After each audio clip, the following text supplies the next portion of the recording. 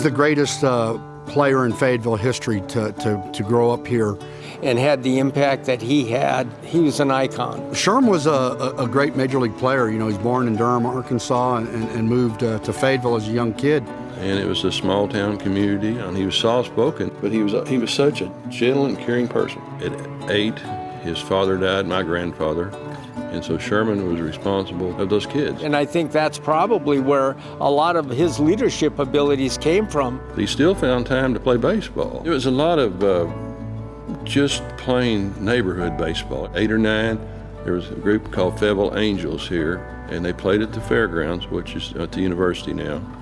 And he was the bat boy. They found an old uniform and sewed it up for him, and then the whole time, every day when he'd get home from bat boying, they had to re-sew it up. Went through Fayetteville Public Schools. Back then, they didn't even have high school baseball. Graduated in 1941 at 16 years old. So he was a pretty sharp guy. I think he signed his first contract when he was like 18 or 20 years old with Baltimore. And from there, he had a very short minor league career, and then it was all professional.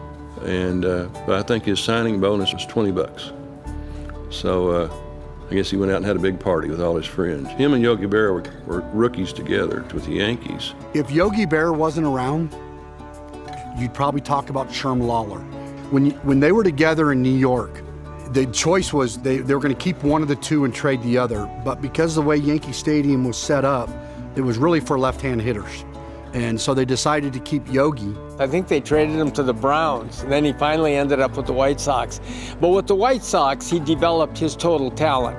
I mean, he was an all-around player. He made things look easy. That shows ability. That shows the innate characteristics he had, whether it's soft hands, arm strength. He did it easy. Some people just have that, and some don't. He would come home after baseball season and babysit me. We always had a lot of fun. He would take me anywhere he went. Kids at my house would all show up out there to get his autograph. He got to play in 2 World Series. He got 3 hits, 2 doubles, and a single, scored the first run.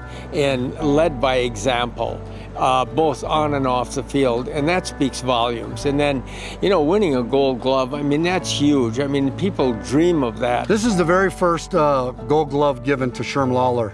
1957. You know, when they do the Gold Glove, they always start with the catcher. So this was probably the very first one seen, spoken, introduced, and it was a native of Fayetteville. Well, he won 3 Gold Gloves, so it's quite an honor. I don't think anybody's ever destined to be a big star. You just play what you love and let your ability take over. And his did, and his love of the game. After his playing days, he coached the minors and the major leagues up until he got cancer, and then he passed away in his early 50s. He knew there was more of a purpose in life of just being a ball player.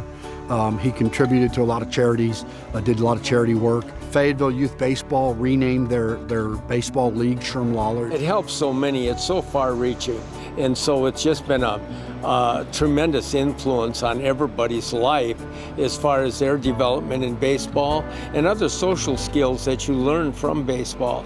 And Sherman being the name he is and the things he accomplished as a big league player, I mean, that's reflected on Fayetteville. He was very influential in baseball in this area because all kids wanted to grow up like him. I think this award would be up there with any of the awards he's ever got because it's back to his roots. It's honoring him for being here, and I wish he could see the Little League program and how many tens of thousands of kids have gone through that through all these years, and he'd have a smile on his face.